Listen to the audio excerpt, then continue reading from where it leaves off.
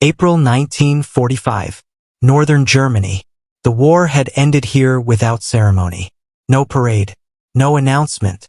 Only silence where explosions had been. In the courtyard of a shattered municipal building, children stood in uneven lines, coats too large, shoes mismatched or missing entirely. Most were quiet. Hunger had taught them to conserve energy as carefully as breath. They were orphans by bombing, by evacuation, by disappearance. Some had last seen their parents months earlier during forced marches west. Others could not remember when the separation happened. Memory had blurred into survival. An American patrol truck stopped at the edge of the yard. The engine idled, low and patient. The soldiers did not shout. They did not dismount quickly. They carried no weapons in their hands, only canvas bags marked with unit stamps. Inside those bags were rations meant for the men themselves. Carefully measured calories. Hard bread. Canned meat. Chocolate bars reserved for marches and combat. The children watched without moving. They had learned not to reach for anything. Not food. Not kindness. Not hope. Then one soldier knelt. He opened a ration pack. And without instruction, without ceremony, he broke it in half. What followed was not relief. It was disbelief. And that disbelief would quietly reshape how defeat, victory, and humanity were understood in the ruins of post-war Europe. Germany at collapse, children without a war to end. By the spring of 1945, Germany no longer functioned as a state in any practical sense. The front lines had dissolved into fragments. Cities were cut off from one another. Rail lines were shattered. Local authority existed only where individuals could impose it, and even that was temporary. The Third Reich still existed on paper, but on the ground it had already collapsed. For civilians, especially children, the end came without clarity. Years of Allied bombing had displaced millions. Operation Gemara in Hamburg, the firestorms over Dresden, the destruction of Cologne, Essen, Kassel. Each campaign left behind not only rubble, but children separated from parents during evacuations, transports, and frantic escapes. Records were lost. Identification papers burned. Names became unreliable markers of identity. By early 1945, German civil agencies estimated that more than 1 million children were displaced inside the Reich. Many were officially categorized as Kriegswesen, war orphans, but the category was fluid. Some parents were dead. Others were prisoners of war. Many were missing, last seen in retreat columns or destroyed cities. For the children themselves, the distinction did not matter. Absence felt the same. The Nazi state had once organized youth with precision. The Hitler Youth and League of German Girls had structured daily life around ideology, discipline, and obedience. By 1944, that system was collapsing under its own weight. Older children were conscripted into labor battalions or Volkssturm units. Younger ones were moved repeatedly, from cities to countryside, from host families to makeshift shelters. Food distribution, already strained by Allied blockades, disintegrated in the final months. Ration cards lost meaning when supply depots were destroyed or abandoned. Black markets emerged, but children without adults had no access to them. Hunger became chronic, not episodic. Medical services were no better. Hospitals were overwhelmed or destroyed. Disease spread quickly among displaced populations living in overcrowded buildings, barns, and temporary camps. Typhus, dysentery, and respiratory infections followed malnutrition closely. As American, British, and Soviet forces advanced from multiple directions, civilian movement intensified. Columns of refugees clogged roads alongside retreating German units. Children were often separated in this chaos, sent ahead by parents hoping they might survive, or simply lost amid air raids and night marches. When American forces crossed the Rhine in March 1945, they encountered not a coherent enemy rear, but a humanitarian vacuum. Town after town contained children living in basements, ruins, or abandoned schools. Some were cared for by local women. Others survived alone or in small groups, scavenging what they could. Military planners had anticipated civilian hardship. They had not anticipated the scale of child displacement. Initial occupation directives focused on security, disarmament, and disease prevention. Feeding civilians was considered secondary and conditional, constrained by Allied logistics and the principle that Germany must bear responsibility for its own survival. Yet reality quickly undermined doctrine. Starving children were not abstractions. They stood at roadblocks in town squares near supply depots, silent, watching. For American soldiers, many of whom had fought through France and the Ardennes, this was an unfamiliar battlefield. There were no clear lines, no defined enemy, only the aftermath of a war whose victims were now unavoidable. And among those victims, none challenged assumptions more deeply than children who did not beg, did not plead, only waited. That waiting would soon confront the occupiers with a moral dilemma that policy alone could not resolve. When American forces assumed control of large portions of Western Germany in April and May 1945, they did so under a carefully constructed framework. The occupation was governed by directives issued long before the first soldier crossed the Rhine. These orders emphasized control, neutrality, and distance. The German population, they stated, was not to be treated as liberated. It was to be managed. Central to this approach was a strict rule. American troops were forbidden from sharing their rations with civilians. The reasoning was logistical and political. Allied supply chains were stretched across the Atlantic and through a devastated Europe. Rations were calculated precisely to sustain military forces, not civilian populations. There was also concern about precedent. Feeding civilians could create dependency, encourage unrest, or undermine the principle that Germany must face the consequences of the war it had supported. On paper, the policy was clear. On the ground, it was nearly impossible to enforce. American soldiers entering German towns encountered scenes that defied abstraction. Children with hollow faces. Groups clustered near bakeries that no longer functioned. Orphans housed in former schools or municipal buildings with no heat, no reliable food supply, and no clear authority responsible for them. Local German administrators were often absent, discredited, or overwhelmed. Nazi welfare organizations had vanished. Church aid was limited by scarcity. Military government officers were tasked with restoring basic order. They reopened local councils, assessed damage, and attempted to restart food distribution using existing German systems. But these systems had collapsed. Warehouses were empty. Transportation networks were broken. Even where food existed, it could not be moved efficiently. Children fell through every administrative gap. They were not workers, not prisoners, not combatants, not political actors. They were not useful to Reconstruction, yet they were the most visibly affected by its failure. Reports from the period reflect growing concern. Field officers documented rising numbers of unaccompanied minors. Medical units noted severe malnutrition among children under 12. Some estimates suggested that in certain towns, nearly half of all children were underweight to the point of clinical risk. Despite this, official guidance remained cautious. Civilian feeding programs were slow to expand. The fear of undermining occupation authority persisted. Soldiers were reminded repeatedly. Rations were not to be shared. Yet enforcement depended on individuals.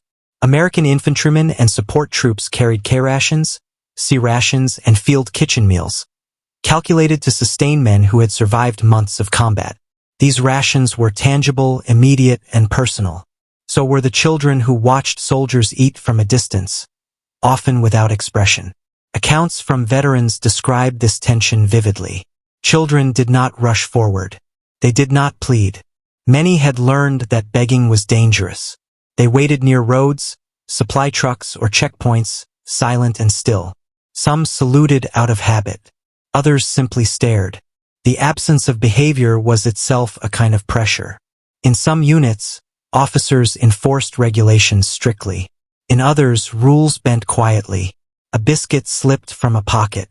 A portion of bread left on a crate. A can opened and shared when no one was watching. These acts were rarely documented. They were not celebrated. They were carried out quickly, often with visible discomfort from soldiers who knew they were violating orders.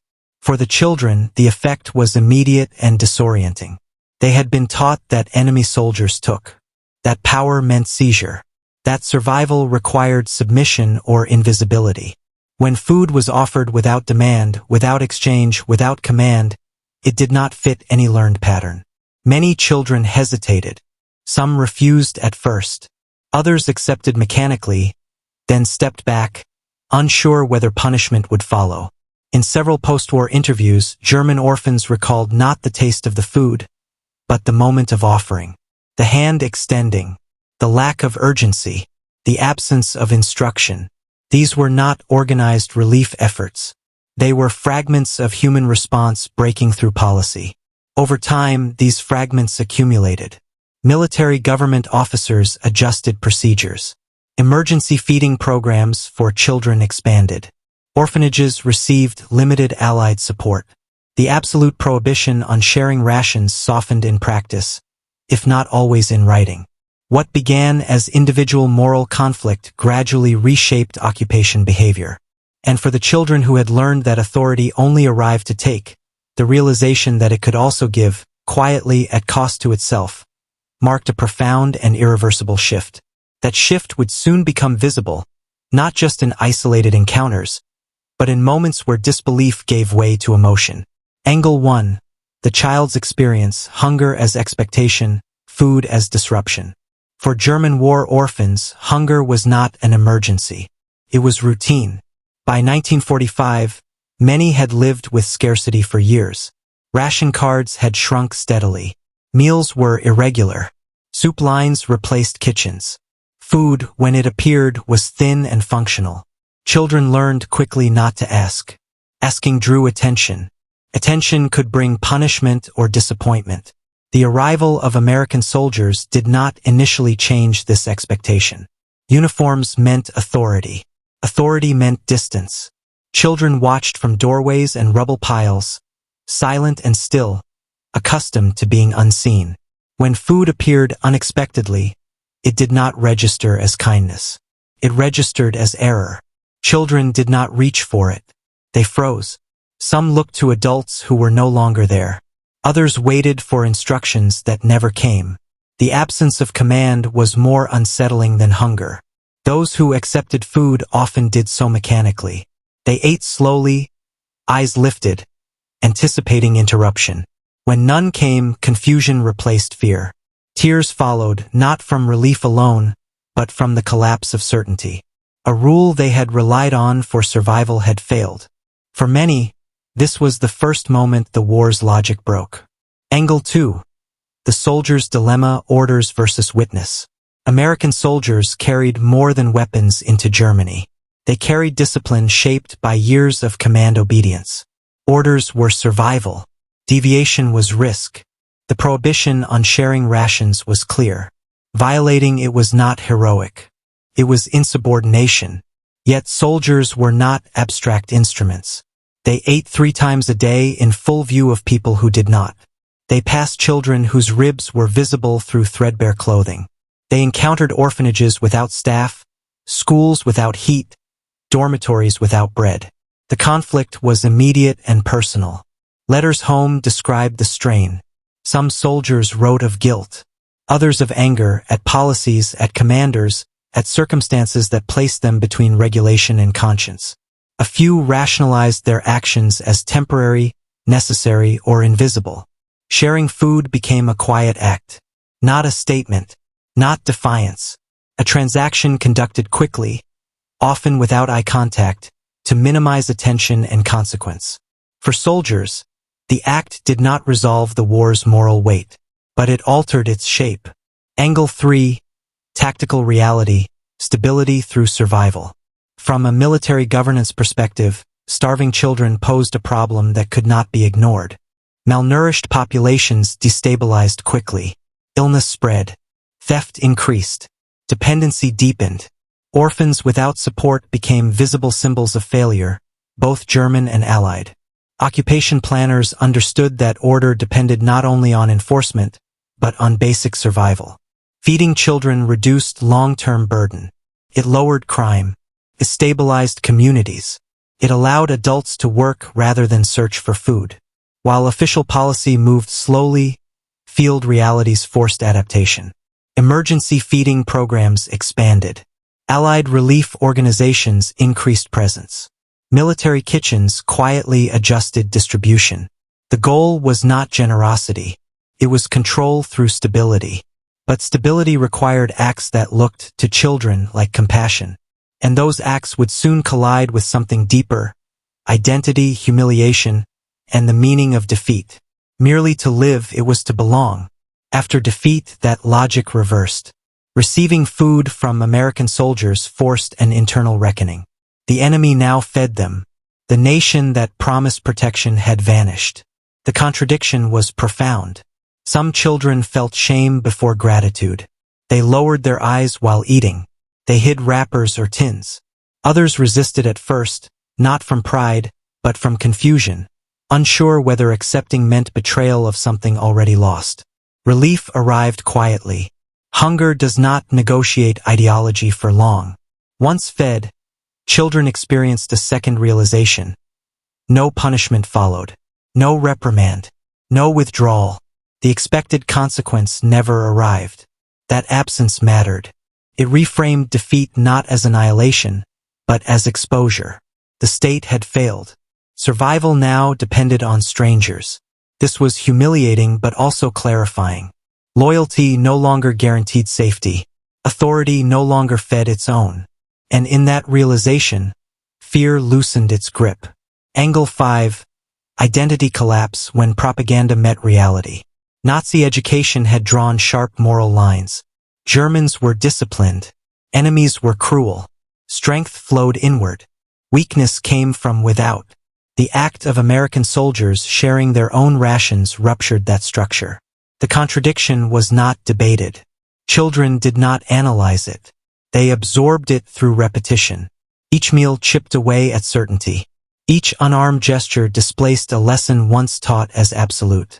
Teachers later described this period as one of quiet unlearning. Not replacement, but erosion. Children stopped repeating slogans. They asked fewer ideological questions. They focused instead on routine. When food arrived, how much, whether it would return. Identity narrowed to the immediate. Hunger reduced belief to necessity. And necessity proved more reliable than doctrine. In orphanages and shelters, caregivers observed behavioral shifts. Children slept more soundly. Fights decreased. Hoarding lessened once consistency appeared. Trust, fragile and conditional, began to form, not in systems but in patterns. The enemy behaved predictably. That alone was revolutionary. Angle 6. Authority rewritten, power that sustained instead of demanded. The most enduring shift occurred not in ideology, but in the perception of authority itself. Before the war's end, power had been loud. It demanded obedience, punished hesitation, took without explanation. American soldiers sharing rations exercised a different form of power. They chose restraint. They risked discipline. They acted without spectacle. For children, this introduced a new model.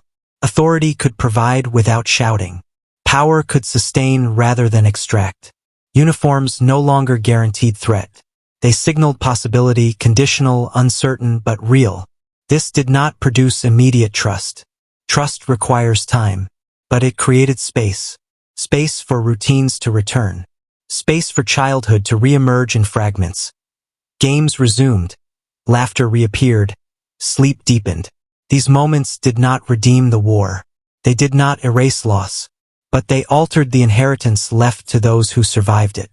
And with that altered inheritance, the story moved toward its decisive moment, when shared food ceased to be an exception and became a turning point that could no longer be reversed. Winter loosened its grip slowly in 1945 to 1946. Across occupied Germany, snow receded from streets already stripped bare by war. Rubble remained. Roofs sagged.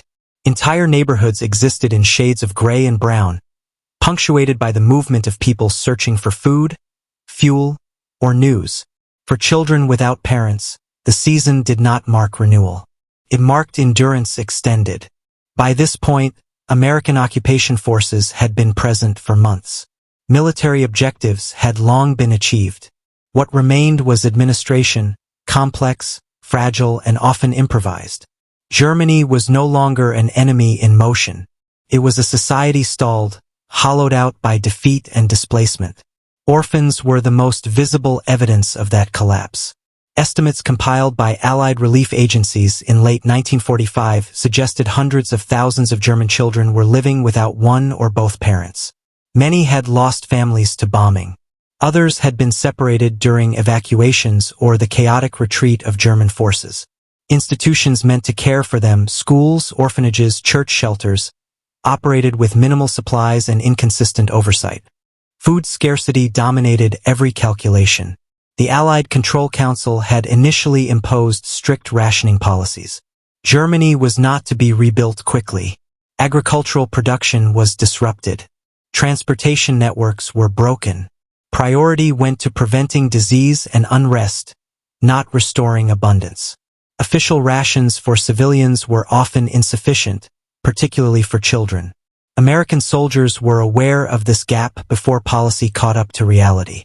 By late 1945, reports from civil affairs units and military government officers described recurring scenes. Children waiting near checkpoints, outside barracks, near distribution points. Not begging loudly, just standing, watching, learning schedules.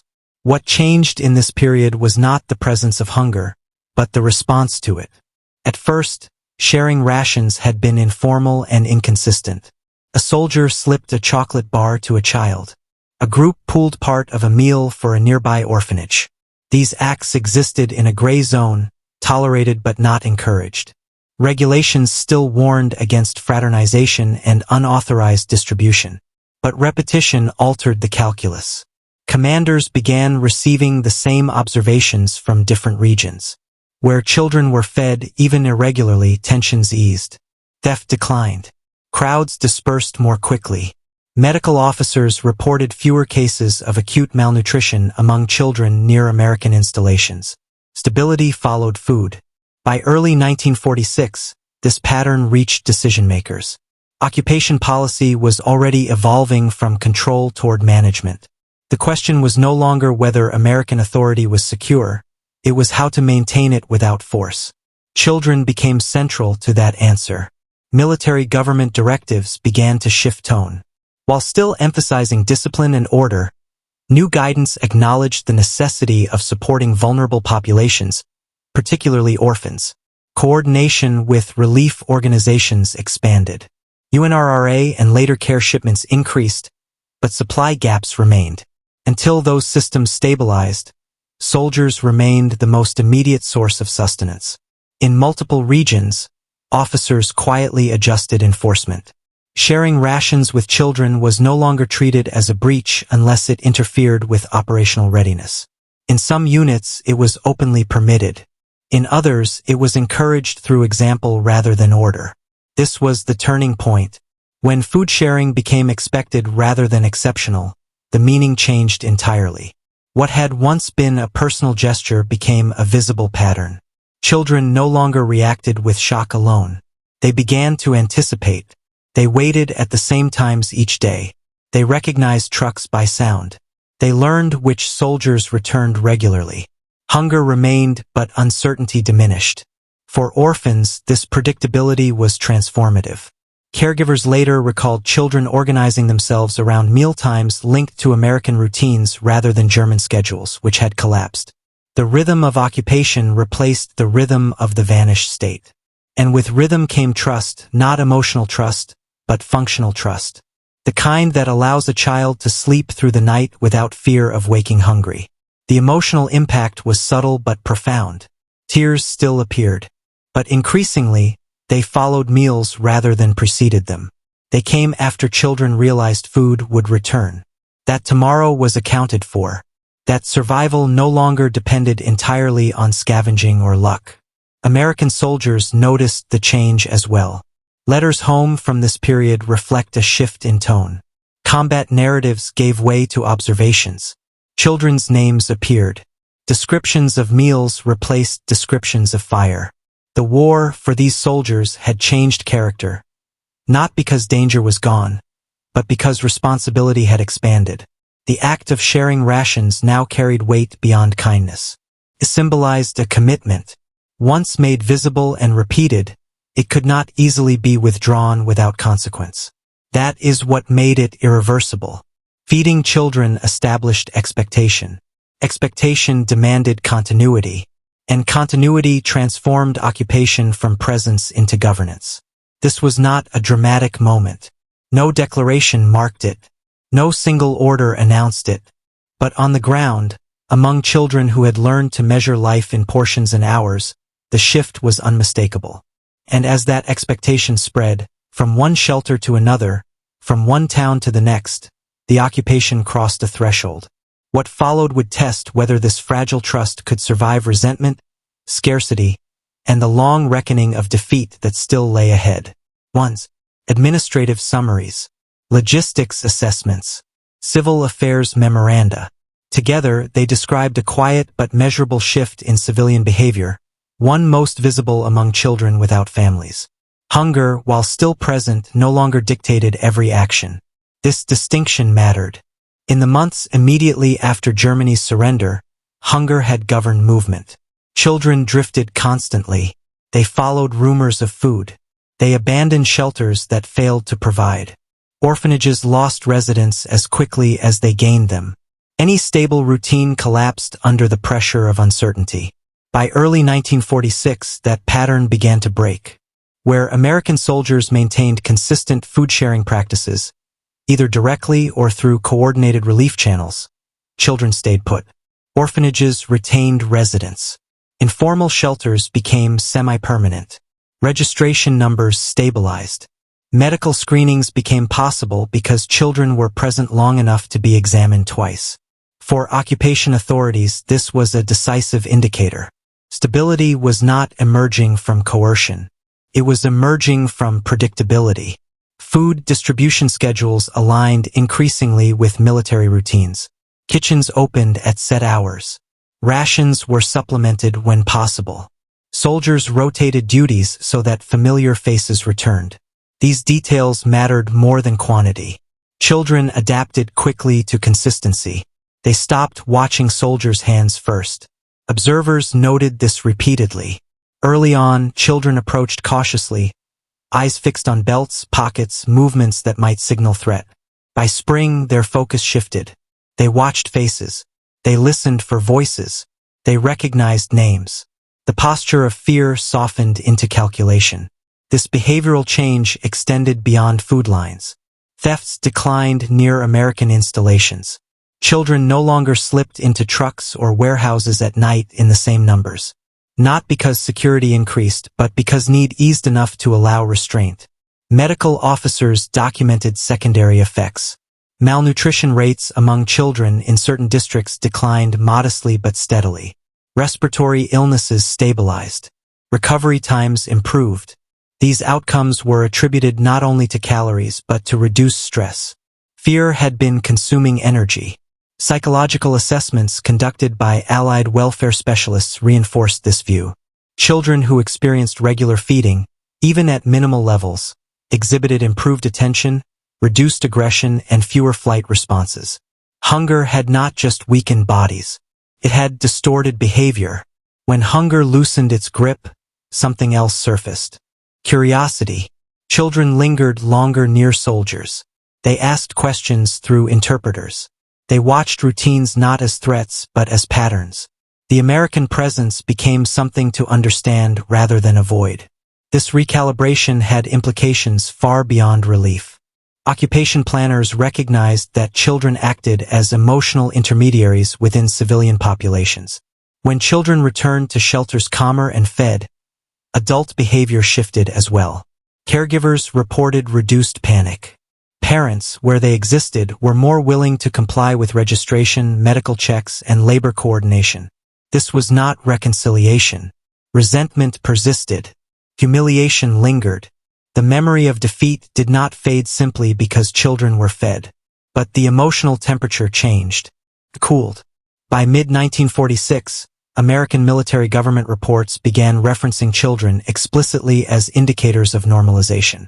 Their presence in public spaces, their willingness to queue, their reduced flight response to uniforms. These were not sentimental observations. They were operational metrics. One report from Bavaria described children waiting quietly outside a distribution point before dawn, sitting together rather than scattering. This was noted as unusual. Months earlier, such a gathering would have dissolved instantly at the sound of boots. That moment mattered. It suggested that authority no longer triggered immediate survival reflexes. The war's imprint was receding, not erased, but no longer dominant in every decision. For soldiers, the change carried weight. Many had worried that sharing rations would create dependency or undermine discipline. Instead, they observed the opposite. Predictable generosity reduced chaos. Clear boundaries, food at certain times, no food outside those times, were respected when trust existed. Discipline did not weaken, transformed. Letters and diaries from this period reveal a subtle shift in how soldiers understood their role. The enemy was gone. Victory was complete. What remained was stewardship. Not chosen, but unavoidable. Sharing rations had altered the relationship irrevocably. Once soldiers fed children repeatedly, withdrawal was no longer morally neutral. Hunger would return sharply. Expectations would collapse. Stability would fracture. This knowledge constrained future decisions. That was the true turning point. Occupation was no longer defined solely by orders and enforcement. It was defined by maintenance of routines, of supply lines, of fragile expectations built one meal at a time. Children sensed this before anyone else. They no longer asked if food would come. They asked what time. And in that shift, from uncertainty to expectation, the war finally began to loosen its hold on daily life. What followed was not peace in any simple sense. It was recovery, uneven, contested, slow. The consequences of this transformation would soon extend beyond children and into the broader fabric of post-war German society. 1940s World War II black and white archival photograph of American soldiers seated on wooden crates outside a requisition building, writing letters home by dim daylight, tired faces and hunched shoulders, ration tins at their feet, silence heavy with strain, grainy 35mm texture, dust and scratches marking the frame. True black and white WW2 documentary photo of a soldier discreetly passing food to a child near a wall of rubble. Hands close together, eyes averted to avoid attention. No words exchanged, the act quick and restrained. Overcast sky, soft focus edges, aged film imperfections. Authentic black and white wartime image of malnourished children standing near a roadside checkpoint. Thin coats hanging loose, watching military trucks pass. Hunger visible but controlled. Soldiers maintaining distance. Fog drifting low. Documentary realism with pronounced grain and surface scratches. 1940s black and white archival photograph of a makeshift feeding area beside a field kitchen. Soldiers ladling thin soup into battered cups for children. Movements calm and procedural. No ceremony, no smiles, steam rising into cold air, natural light, worn uniforms, aged film texture. True black and white WW2 photo of an orphanage interior stabilized by routine. Children seated quietly on benches holding bread portions. Eyes lowered, caregivers observing from the shadows, cracked plaster walls, dim window light, atmosphere of cautious relief, heavy grain and low contrast. Authentic black and white documentary close-up of a child's hands clutching food. Fingers dirty, knuckles thin, crumbs falling onto torn trousers. The moment intimate and restrained. No visible faces, shallow depth of field. Real 1940s film grain and minor motion blur.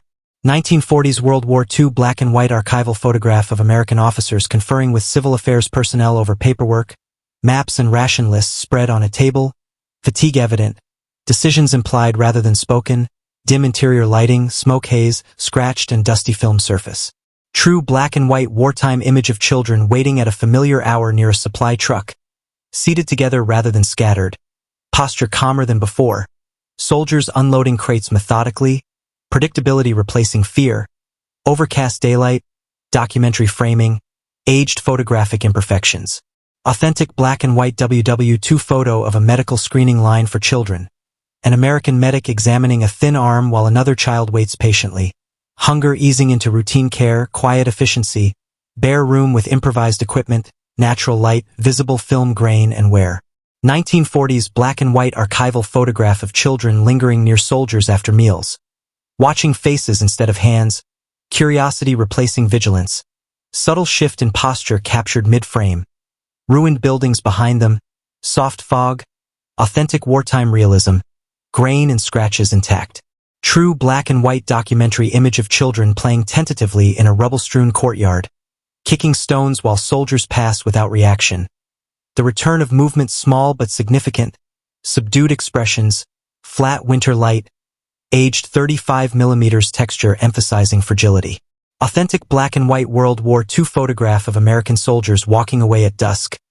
Empty ration tins in hand, children remaining behind with food secured. No gestures exchanged, the scene quiet and unresolved. Long shadows, somber mood, natural light, worn archival film grain. The immediate aftermath of food sharing practices did not announce itself through policy declarations or public statements. It revealed itself in behavior. By the late spring and early summer of 1946, American occupation authorities across Germany began submitting civilian condition reports that showed a subtle but consistent trend. Areas where orphaned and displaced children received regular supplemental food, whether through formal relief channels or informal soldier-led sharing, exhibited fewer disturbances, fewer emergency interventions, and lower administrative friction. This was not framed as compassion. It was framed as control efficiency. Civil affairs officers noted that shelters housing children stabilized faster than mixed-age displacement centers. Once children remained in place, adult populations followed. Mothers returned to labor details more reliably. Caregivers complied with registration procedures without repeated enforcement. Local administrators, many of them former civil servants operating under supervision, were more cooperative when basic child welfare needs were met. Food had become a multiplier. In contrast, districts where food distribution remained erratic or heavily policed saw persistent movement. Children drifted. Orphans left shelters in search of roomers. Black market activity increased near relief depots.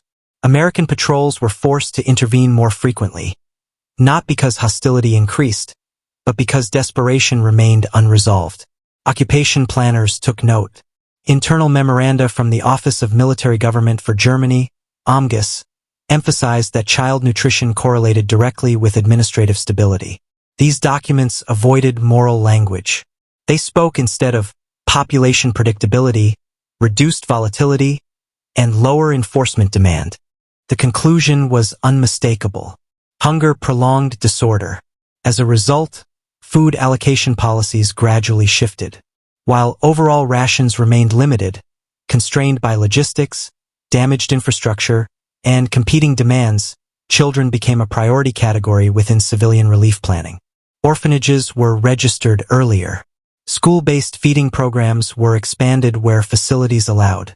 Mobile kitchens were deployed in districts with high concentrations of displaced minors.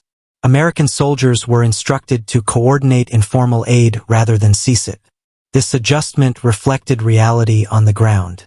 Attempts to prohibit ration sharing outright had proven ineffective and counterproductive. Soldiers continued to share quietly. When punished, resentment grew within units. When tolerated and guided, sharing became predictable and manageable. The occupation adapted. For German children, the effects were immediate but uneven. Not all received food regularly. Shortages persisted. Winters remained harsh. But the randomness lessened. Patterns formed.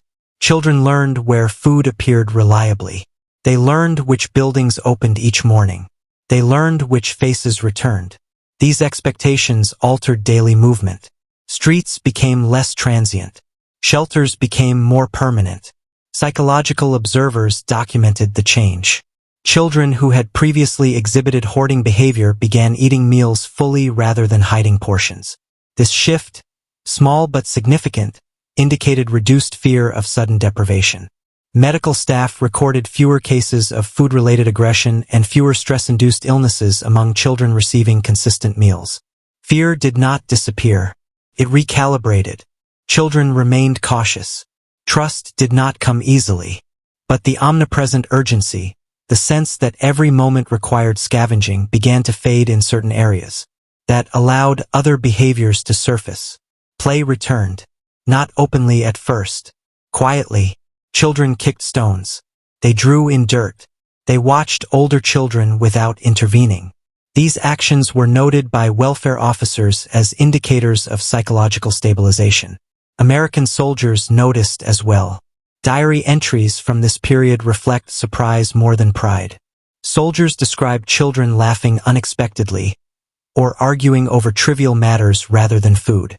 These moments stood out precisely because they contrasted so sharply with previous months. Sharing rations had altered more than nutrition. It had changed time. Days were no longer consumed entirely by survival.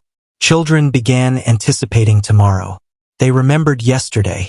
That continuity, fragile but growing, was the foundation upon which recovery depended. For occupation authorities, this realization carried strategic weight. Reconstruction could not proceed if civilians existed only in crisis mode. Infrastructure repairs required stable labor. Education required attendance. Public health required follow-up. None of these were possible when hunger dominated every decision. Children once again revealed the truth first. Their behavior demonstrated that the occupation's success would not be measured solely by compliance or quiet streets, but by whether fear and hunger no longer governed every reflex. That understanding would soon influence broader Reconstruction priorities and redefine how victory itself was understood in practice. Апрель 1945 года. Северная Германия. Война закончилась здесь без всяких церемоний. Ни парада, ни объявления. Только тишина там, где раньше были взрывы. Во дворе разрушенного муниципального здания дети стояли неровными рядами, в слишком больших куртках, с разной обувью или вовсе без нее. Большинство молчали. Голод научил их беречь энергию так же бережно, как дыхание. Они были сиротами из-за бомбардировок, эвакуации, исчезновения. Некоторые в последний раз видели своих родителей несколько месяцев назад во время форсированных маршей на запад. Другие не помнили, когда произошло разлука. Память слилась с выживанием. Американский патрульный грузовик остановился на краю двора. Двигатель тихо и терпеливо работал на холостом ходу. Солдаты не кричали. Они не спешились. В руках у них не было оружия, только брезентовые мешки с печатями подразделений. В этих мешках были пайки, предназначенные для самих солдат. Тщательно отмеренные калории. Твердый хлеб. Консервы. Шоколадные батончики, предназначенные для маршей и боевых действий. Дети смотрели, не двигаясь. Они научились ни к чему не тянуться. Ни к еде, ни к доброте, ни к надежде. Затем один солдат опустился на колени. Он открыл пакет с пайком. И без всяких указаний, без церемоний, он разломил его пополам. За этим последовало не облегчение, а неверие. И это неверие незаметно изменило понимание поражения, победы и человечности в руинах послевоенной Европы. Германия на грани краха, дети без войны, которой не осталось конца. К весне 1945 года Германия перестала функционировать как государство в каком-либо практическом смысле. Линия фронта распалась на фрагменты. Города были отрезаны друг от друга. Железнодорожные линии были разрушены. Местная власть существовала только там, где отдельные люди могли ее установить, и даже это было временно. Третий рейх все еще существовал на бумаге, но на земле он уже рухнул. Для мирного населения, особенно для детей, конец наступил без ясности. Годы бомбардировок союзников привели к перемещению миллионов людей. Операция «Гамора» в Гамбурге, огненные бури над Дрезденом, разрушение Кёльна, Эссена, Касселя. Каждая кампания оставляла после себя не только руины, но и детей, разлученных с родителями во время эвакуаций, депортаций и отчаянных побегов. Документы были утеряны. Удостоверения личности сгорели. Имена стали ненадежными маркерами личности. К началу 1945 года немецкие гражданские службы подсчитали, что более миллиона детей были перемещены внутри рейха. Многие были официально отнесены к категории «военные сироты», но эта категория была изменчивой. Некоторые родители погибли. Другие были военнопленными. Многие пропали без вести, их в последний раз видели в отступающих колоннах или разрушенных городах. Для самих детей это различие не имело значения. Отсутствие ощущалось также. Когда-то нацистское государство организовывало молодежь с исключительной точностью. Гитлерюгенд и союз немецких девушек выстраивали повседневную жизнь вокруг идеологии, дисциплины и послушания. К 1944 году эта система рушилась под собственной тяжестью. Старших детей призывали в трудовые батальоны или подразделения фольксятурма. Младших неоднократно переводили из города в сельскую местность, из принимающих семей во временные убежища. Распределение продовольствия, и без того испытывавшие трудности из-за блокады союзников, в последние месяцы полностью прекратилось. Продовольственные карточки утратили свой смысл, когда склады снабжения были разрушены или заброшены. Возникли черные рынки, но дети без взрослых не имели к ним доступа. Голод стал хроническим, а не эпизодическим. Медицинское обслуживание было не лучше. Больницы были переполнены или разрушены. Болезни быстро распространялись среди перемещенного населения, проживающего в переполненных зданиях, сараях и временных лагерях. ТИВ, дизентерия и респираторные инфекции следовали за недоеданием. По мере продвижения американских, британских и советских войск с разных направлений, перемещение гражданского населения усиливалось. Колонны беженцев загромождали дороги рядом с отступающими немецкими частями. В этом хаосе дети часто разлучались, их отправляли вперед родители в надежде, что они выживут, или они просто терялись во время воздушных налетов и ночных маршей. Когда американские войска пересекли Рейн в марте 1945 года, они столкнулись не с единым вражеским тылом, а с гуманитарным вакуумом. В каждом городе дети жили в подвалах, руинах или заброшенных школах. О некоторых заботились местные женщины. Другие выживали в одиночку или небольшими группами, собирая все, что могли. Военные планировщики предвидели трудности для гражданского населения. Они не предвидели масштабов перемещения детей. Первоначальные директивы оккупации были сосредоточены на безопасности, разоружении и профилактике заболеваний. Кормление гражданского населения считалось второстепенным и условным, ограниченным логистикой союзников и принципом, согласно которому Германия должна нести ответственность за собственное выживание.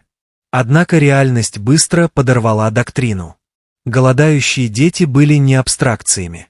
Они стояли на блокпостах, на городских площадях, возле складов снабжения, молча наблюдая. Для американских солдат, многие из которых сражались во Франции и Арденнах, это было незнакомое поле боя. Не было четких линий фронта. Не было определенного противника. Только последствия войны, жертвы которой теперь были неизбежны. И среди этих жертв никто не ставил под сомнение устоявшиеся представления так глубоко, как дети, которые не просили милостыню, не умоляли, они только ждали. Это ожидание вскоре поставило оккупантов перед моральной дилеммой, которую одной лишь политикой разрешить было невозможно. Когда американские войска взяли под контроль значительные части Западной Германии в апреле и мае 1945 года, они сделали это в рамках тщательно разработанной системы. Оккупация регулировалась директивами, изданными задолго до того, как первый солдат переправился через Рейн. Эти приказы подчеркивали контроль, нейтралитет и дистанцирование. Немецкое население, как утверждалось, не должно было рассматриваться как освобожденное. Оно должно было управляться. В основе этого подхода лежало строгое правило. Американским войскам было запрещено делиться своими пайками с гражданским населением. Аргументация была логистической и политической. Союзнические цепочки поставок были протянуты через Атлантику и через опустошенную Европу. Пайки рассчитывались точно для обеспечения военных сил, а не гражданского населения. Также существовала обеспокоенность по поводу прецедента. Кормление гражданского населения могло создать зависимость, спровоцировать беспорядки или подорвать принцип, согласно которому Германия должна отвечать за последствия войны, которую она поддерживала. На бумаге политика была ясна. На практике же ее было практически невозможно соблюдать. Американские солдаты, входящие в немецкие города, сталкивались с картинами, которые не поддавались абстракции. Дети с впалыми лицами. Группы людей, собравшиеся возле закрытых пекарен. Сироты, размещенные в бывших школах или муниципальных зданиях без отопления, без надежного снабжения едой и без четкого органа, ответственного за них. Местные немецкие администраторы часто отсутствовали, были дискредитированы или перегружены. Нацистские благотворительные организации исчезли. Помощь церквей была ограничена дефицитом. Офицерам военной администрации было поручено восстановить элементарный порядок. Они вновь открыли местные советы, оценили ущерб и попытались возобновить распределение продовольствия, используя существующие немецкие системы. Но эти системы рухнули. Склады опустели. Транспортные сети были разрушены. Даже там, где продовольствие имелось, его невозможно было эффективно перемещать. Дети оказались вне всех административных лазеек. Они не были рабочими, не были заключенными, не были комбатантами, не были политическими деятелями. Они не были полезны для восстановления, но именно они наиболее заметно пострадали от его провала. Отчеты того периода отражают растущую обеспокоенность. Полевые офицеры задокументировали рост числа несовершеннолетних без сопровождения. Медицинские подразделения отметили тяжелое недоедание среди детей младше 12 лет. По некоторым оценкам, в некоторых городах почти половина всех детей имели недостаточный вес, вплоть до клинического риска. Несмотря на это, официальные указания оставались осторожными. Программы питания гражданского населения расширялись медленно. Страх подорвать оккупационную власть сохранялся. Солдатам неоднократно напоминали, пайки нельзя делить. Однако обеспечение соблюдения правил зависело от отдельных лиц. Американские пехотинцы и вспомогательные войска несли пайки кратианс, цратианс и полевые обеды, рассчитанные на поддержание сил солдат, переживших месяцы боевых действий. Эти пайки были осязаемыми, доступными и личными. Такими же были и дети, наблюдавшие за тем, как солдаты едят издалека, часто без всякого выражения лица. Рассказы ветеранов ярко описывают это напряжение. Дети не бросались вперед. Они не просили милостыню.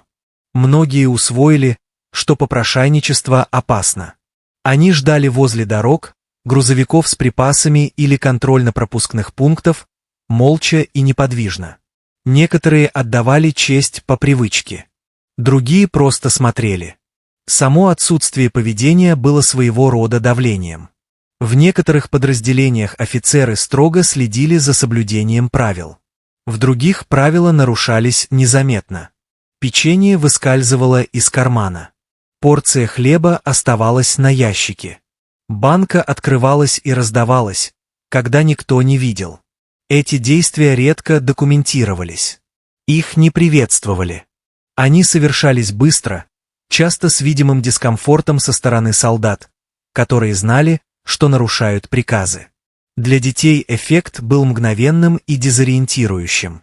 Их учили, что вражеские солдаты берут, что власть означает захват, что выживание требует подчинения или невидимости. Когда еда предлагалась без спроса, без обмена, без приказа, она не вписывалась ни в один усвоенный шаблон. Многие дети колебались. Некоторые сначала отказывались. Другие принимали механически, а затем отступали, не зная, последует ли наказание. В нескольких послевоенных интервью немецкие сироты вспоминали не вкус еды, а момент предложения. Протянутую руку. Отсутствие срочности. Отсутствие инструкций. Это не были организованные гуманитарные акции. Это были фрагменты человеческой реакции, прорывающиеся сквозь политику. Со временем эти фрагменты накапливались. Военные чиновники корректировали процедуры. Расширялись программы экстренного питания для детей. Детские дома получали ограниченную поддержку союзников. Абсолютный запрет на обмен пайками смягчался на практике, хотя и не всегда в письменной форме. То, что начиналось как индивидуальный моральный конфликт, постепенно изменило поведение оккупационных властей. А для детей, которые усвоили, что власть приходит только для того, чтобы брать, осознание того, что она может также давать, тихо, ценой собственных усилий, ознаменовало глубокий и необратимый сдвиг. Этот сдвиг вскоре станет видимым не только в отдельных случаях, но и в моментах, когда неверие уступало место эмоциям. Первый ракурс – детский опыт, голод как ожидание, еда как нарушение. Для немецких военных сирот голод не был чрезвычайной ситуацией. Он был обыденностью. К 1945 году многие жили в условиях дефицита в течение многих лет. Количество продуктовых карточек неуклонно сокращалось. Питание было нерегулярным. Очереди заменяли кухни. Еда, когда она появлялась, была скудной и функциональной. Дети быстро научились не спрашивать. Вопросы привлекали внимание. Внимание могло обернуться наказанием или разочарованием. Прибытие американских солдат поначалу не изменило этих ожиданий. Форма означала авторитет. Авторитет означал дистанцию. Дети наблюдали из дверных проемов и из-под обломков, молча и неподвижно, привыкшие оставаться незамеченными. Когда еда появлялась неожиданно, это воспринималось не как доброта, а как ошибка.